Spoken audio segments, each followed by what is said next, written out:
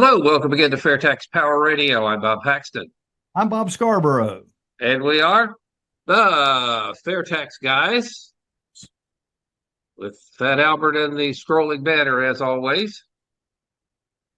Yeah, and we are in the election season, and this is a good opportunity to pick one of these up from the FAIRtax store on the line and get a couple of them because, hey, you're gonna be doing a lot of this. Malls, street corners, the guys during tax season have an opportunity to stand out there in the Lady Liberty suits and burn up. And you can stand out there in your board shorts, flip-flops, a t-shirt that has FAIRtax on it. And the scrolling banner, which is another impression. It's another impression that people need to see, and they go, FAIRtax. Oh yeah, I've heard about that. I've seen it. All right. So, hey, welcome to the program. Indeed. Now, you wanted me to do this on the air last week, and I didn't do it, but I will this week. There it is. Cheer wine, and here we go.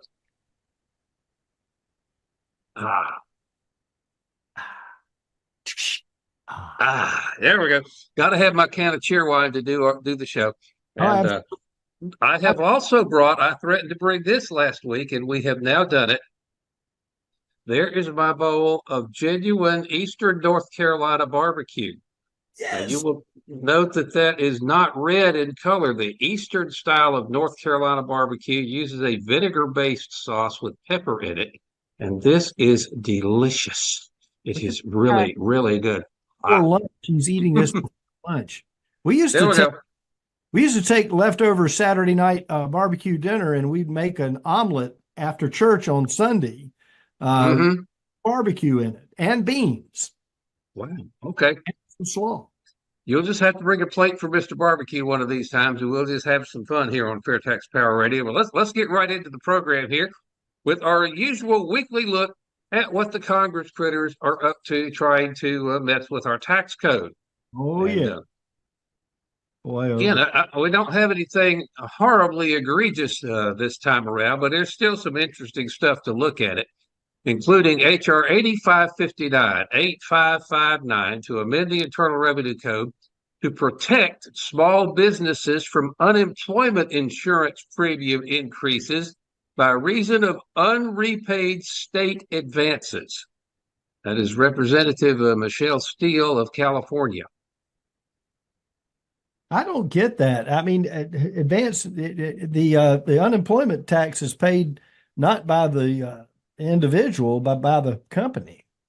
That's it. This says to protect small businesses like your radio station there from unemployment insurance premium increases. They don't want the insurance company jacking up your unemployment insurance premium by reason of unrepaid state advances. Now, that's the part that I don't really quite get.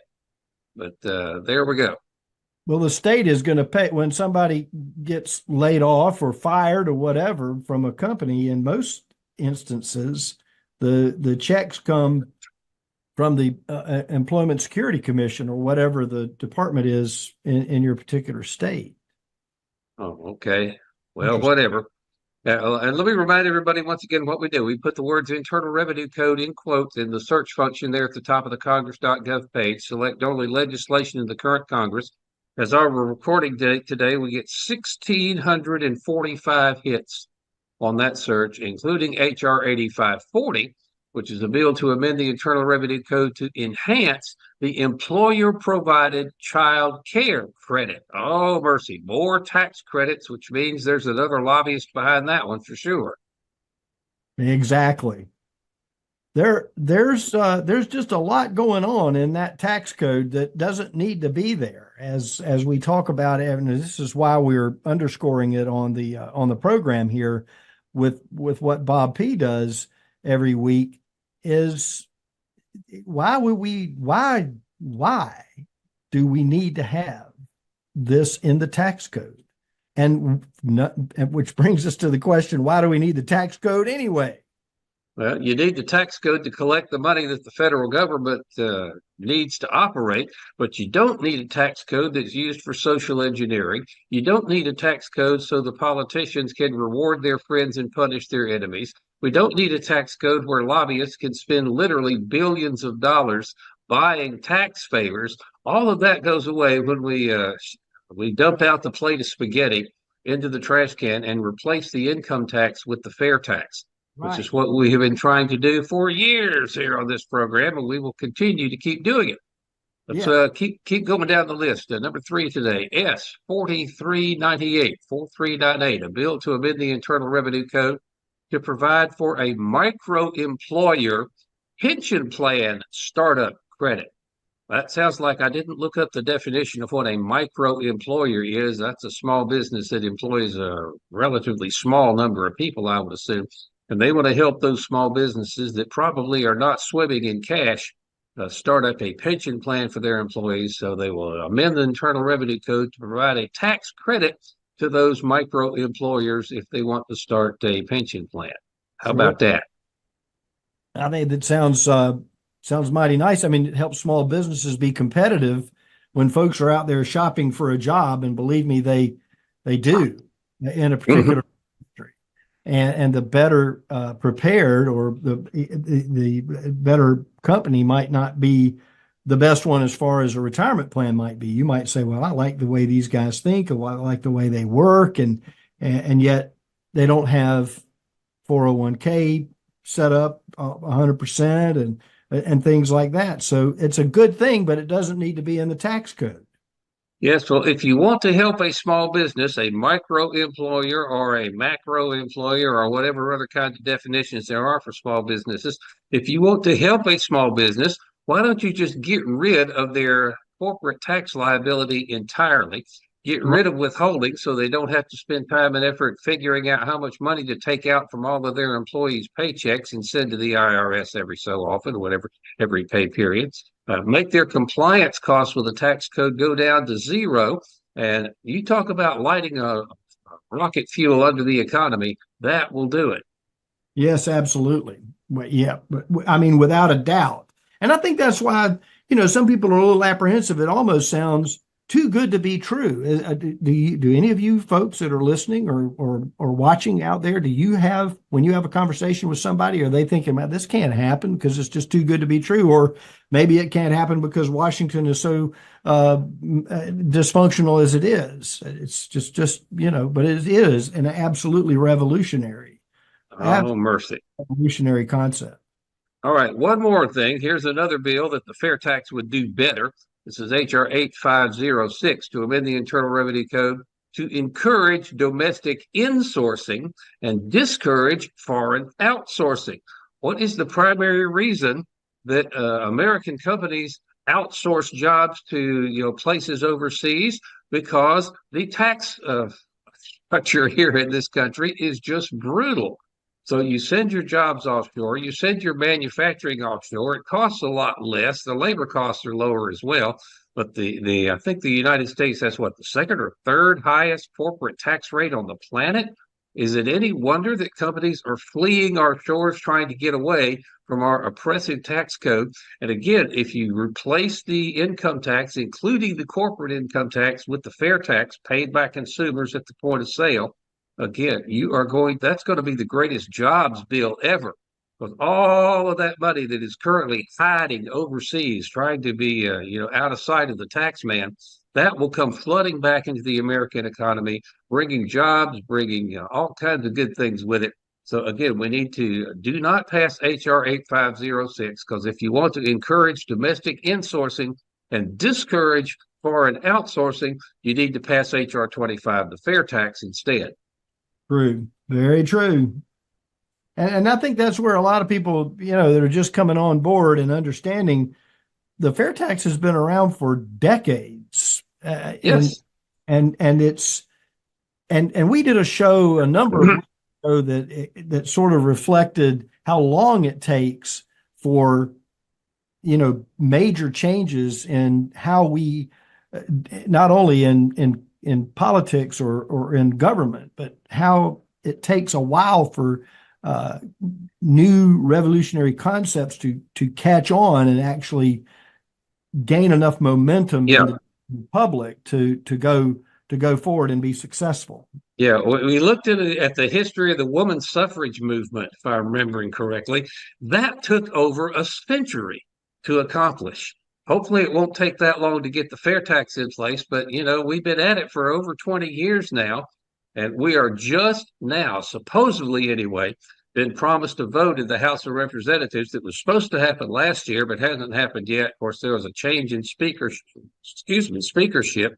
The outgoing speaker that made that promise is no longer speaker. So I still hopefully we're going to get that vote in the House of Representatives so we can see how many of your representatives support the corrupt income tax and want to keep the IRS, and how many of them want to let you bring home your entire paycheck and never give your personal data to the government again. So that's something I think you can hold a Congress critter accountable for a long time if they vote the wrong way on that one.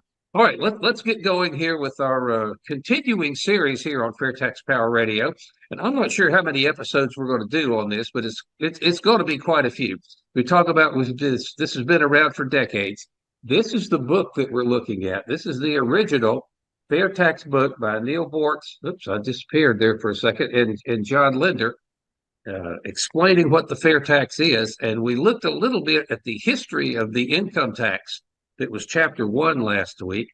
We're going to move on to chapter 2. This, I think, is the most insidious. I've said this many times before. The most insidious aspect of our entire tax system is withholding. Yes. And Boortz and Linder here says perhaps the best way to introduce the subject of withholding is to tell you just why politicians love it so much. It's really simple. Politicians love withholding because it gives them a chance to grab your share, or their share of your earnings before you even see your paycheck. And that's just wrong. And the side effects of all of that are just incredible. Here's a nifty but depressing little experiment that they say for you to try next time April 15th rolls around. Approach some of your friends and coworkers and ask them, hey, just curious, how much income tax did you pay this year? Now, of course, a lot of them will probably tell you that's none of your business. But the worst response you can get is, I don't have to pay anything. I'm getting money back. And you will hear that from a lot of people. Now, consider this. Those are the words of someone who may well have worked from sunup to sundown for 52 weeks in the previous year, perhaps 2 weeks off for vacation. Every week or two, this person received a paycheck with substantial deductions for federal income taxes and payroll taxes. Then the following April 15th, you ask them how much tax they paid and what those deductions added up to, and they have no clue. All they can tell you is how much their refund is going to be. They're getting something back. And again, your tax refund is your change. You paid too much over the year, and you're just getting your change back. Can you see how easy that makes for the government to seize your money? And that's why they love withholding. That's insane. It's an insidious concept, considering that what that literally means is that you're paying the government before you're feeding your family. You're feeding the government before you take care of your own household expenses. And think about what you could do with that money in terms of an investment or even a missed opportunity in the course of the 12-month cycle. This money comes out, and let's say at the end of the year you could have accumulated a couple of $1,000s maybe. You may have had an opportunity somewhere back in July or August to be involved in a program or to purchase a collectible or do something, but you didn't have the money. You're living off of the net from the paycheck, not the growth. And when it comes to the federal withholding, you've got your payroll tax in there, and you've got your withholding for Social Security and for Medicare, et cetera, that is accumulated on your behalf in some ways, but it also creates a challenge when the federal government gets to lick the red off the candy first before And that's the challenge. That's what the FAIRtax takes care of. Yeah, there's another interesting little story here in this book about a young lady that said she wasn't interested in paying taxes on everything she buys. You want to relate that little bit here? Yeah, You got it in front of you? Yes, sir. In one forum for the FAIRtax, a young lady said she wasn't interested in paying tax on everything she buys because last year she didn't have to pay taxes at all. On April 15th, she got a refund, $500 whole from the government. We then made her a sensational offer, this coming from the FAIRtax book. We then made her a sensational offer. If she'd let us take $1,000 out of her paycheck today, next year, we'd promise to give her that $1,000 back, and she'd be twice as happy as she was with her $500 from the government. And the woman didn't understand it. She never did figure that out. It doesn't. I'm really tempted to say that might have been a blonde, but I won't do that. That's a stereotype that we're not going to get away with. But yeah, the government takes money from you all year long, and on April 15th, the only thing you know is how much change you're getting back. You have no clue how much the government has taken from you. You really have no clue how much you've earned. Because with the withholding and the payroll tax system now, when you get your paycheck, the only number that people look at when they get their pay stub is the one at the bottom that says net pay. Right. They have no idea how much they earned. They have no idea how much the government took from them. All they know is how much they have to pay on April 15th or how much a refund they're getting back on April 15th. The other two numbers, which are much more important to begin with, they're just the system just totally obliviously hides it. And so I love to use the word insidious to describe withholding. And I know I'm dating myself here a little while, but do you remember, will you admit, or did you ever watch The Dukes of Hazzard? Did. You did. Then you remember that greedy, underhanded, corrupt, dishonest Boss Hogg character who ran the county? Yes. I remember one particular Dukes of Hazzard episode where Boss Hogg got up and declared that I'm going to help you all out. I'm going to withhold your county taxes from your paycheck every single week. So we have a system that Boss Hogg loves. That should tell you something that why we need to get rid of it. And the bottom line is, and go back to what I said a second ago, the government is getting money, your money, before you get a chance to buy groceries, pay bills, invest, save. You have to, and then you get taxed on the other side of that, which I'm sure is covered in another chapter in the book in terms of, taxing investments and things on money that's already been taxed. The challenges are great, and the question becomes, how do you ditch the current system? And the FAIRtax HR 25 is the plan that does that, that makes it possible for this to happen. And a lot of people say, well, how are you going to, you got to make sure that the government services continue on and so on. But yes, you have to do that in a way that is that supplies the Treasury with the money needed, and the FAIRtax does that. The argument for us is the collection method, not what's done with the money after it gets into the Treasury. Yep. Okay. Here's another little excerpt from the FAIRtax book here I'd like to read for you. It says, a huge number of Americans, including both salaried and hourly workers, have no clear idea whatsoever of how much they actually earn during a particular pay period. They just know what's left after the federal government extracts its pound of flesh in the form of income taxes, Social Security taxes, and Medicare taxes, and that money is gone. The average worker doesn't even consider it to be part of his earnings in the first place. He only focuses on what he takes home. So again, think about how wonderful that is for the tax collectors. They seize the money and it's not even missed.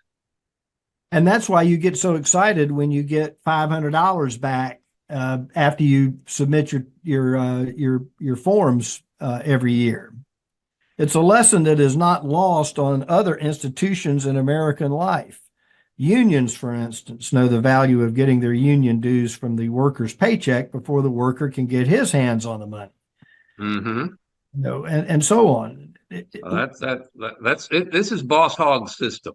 Yeah. It really is. Now, time's kind of slipping away from us. There's another little section here in the book I want to get to be sure. The popular story, and I've kind of thought that, of course, I knew it because I read the book, but I guess I didn't remember it. But the popular story is that withholding was born of necessity during World War II because of a cash flow, problem that they needed to fund the war effort. Not so, says the FAIRtax book. Few people realize that withholding was a part of the very first income tax law after the ratification of the 16th Amendment. The 1913 law establishing the income tax allowed the federal government to withhold taxes from workers' paychecks, just as it's doing today. Then something happened that stopped the withholding juggernaut. The citizens in 1913, unlike our present day variety, said, nothing doing, not going to let you get away with that. They complained to their representatives in Washington, and in 1917, a law was passed barring the practice of withholding taxes. And it was again reinstituted during World War II under the guise of, we need money to fund the war effort. But that's really where it came from. The politicians have been trying to get their hands on your money by any way they can, and grabbing it off the top of your paycheck before you get it is just, they could not come up with a more advantageous system for them, a more disadvantageous system for the taxpayer than this withholding scheme. Absolutely. And, that's crazy, absolutely nuts that we allow this to happen in our country. A lot of debate in Washington amongst the politicians, lobbyists, the regular citizens like us who are on the show, and other people that join us from time to time. There is conversation out there about the benefits of the FAIRtax, but the strategy has to be, how many people are you going to talk to about the FAIRtax? And I held the scrolling banner up a minute ago, an impression, even just talking about it for a moment. You might be talking to somebody that sort of maybe agrees with you, maybe even just in principle, but is really not necessarily for the FAIRtax. But you may have a third party over on the side that's hearing FAIRtax. You might be talking to this guy over here, but you're actually the fellow on the other side, maybe at a lunch counter or coffee house that's listening. So you may have a larger audience than you think when you are speaking about the FAIRtax. So always have a comment ready to tell somebody about the benefits of the FAIRtax. Absolutely. Back when the original income tax was passed and the citizenry wouldn't stand for withholding, you had to write a check to Uncle Sam at the end of every year. So you would, and in that case, people knew. Sure. People knew how much income tax they paid because they had to write the check. I mean, I can tell you, not to the exact penny, but I can tell you in a fairly close estimate how much county property tax I paid last year because I had to write that check at one time. It wasn't withheld. I mean, I had to write the check and send it in to the county tax collector here. So I know how much I paid in property tax. I'll admit, I have no clue how much I paid in federal income taxes because I didn't have to write that check. Now, the withholding is pitched as a, method of convenience. Oh, we're going to make it easy for you. We're going to make it convenient for you. You won't have to worry about putting money aside every paycheck. Now, actually, they just want to make sure that they get their cut before you spend it on yourself or your family or to buy bread or to buy milk or stuff like that. The politicians want their cut before you even get it. And that is why we've got withholding. And again, I can't tell you how much income tax I paid last year. I really can't. But I can tell you how much, pretty close to how much property tax I made because I had to write that check. So if we would go back to get rid of withholding and people had to start writing the checks every year for the income tax, there would be a revolution really quick. And I bet that'd be the best thing that could possibly happen. We're getting the FAIRtax implemented and throwing out this entire corrupt, greedy income tax system where the politicians get their grubby little paws on your money before you even get it. and they do so in such a way that you don't even miss it. That just drives me nuts. And they always say, and part of the FAIRtax book talks about the fact that the politicians use, and in the early days, they would say, well, this is going to be great for you. Taxpayers, from the book, were told of the many personal benefits they would derive from withholding. They wouldn't have to bother with funding savings accounts from which their taxes would be paid every year. Withholding would relieve them of that burden, not to mention the interest they would have earned on the money they were setting aside.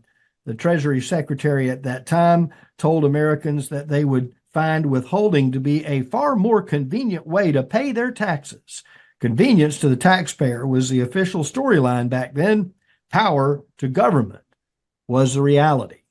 Absolutely. I tell you what, again, we're quoting from the original FAIRtax book. We encourage folks to get the book. Obviously, we're not going to be able to go through every word of it, but I'm not sure, again, how long this series is going to last. There are 16 chapters in this book, so we're obviously not going to do a FAIRtax Power Radio episode, a separate one on each chapter. But we're going to dig into what we think are really the salient, relevant points that we can derive from this book.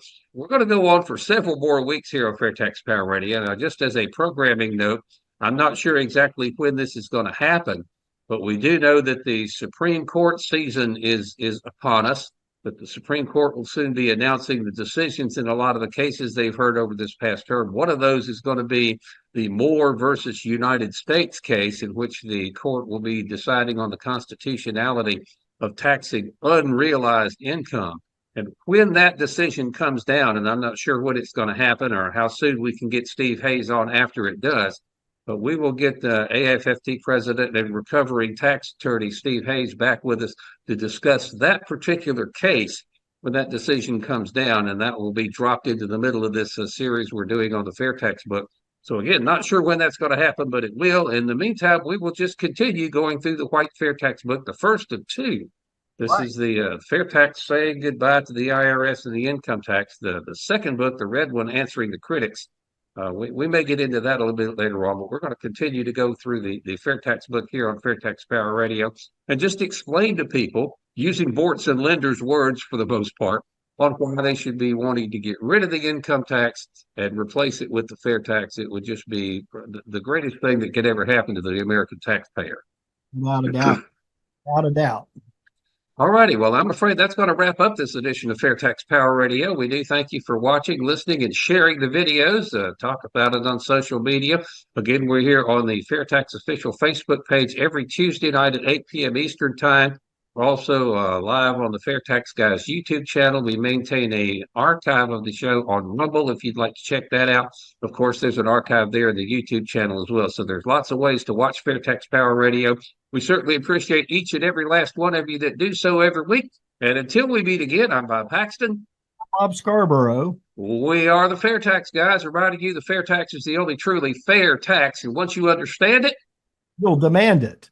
So tell me how it works. It's probably changed since the last time I saw it, but the short answer would be, you want to take this one? Oh, sure. Okay. Imagine bringing home everything you make. You don't get taxed for saving or accumulating wealth, and your boss doesn't get taxed more even if he pays you more. Wow, now see, that's amazing. So the end result of all that is the cost of producing products and running a business goes down, so things cost less. And on top of all that, imagine every criminal, non-citizen, and under-the-table worker also paying taxes. That's amazing.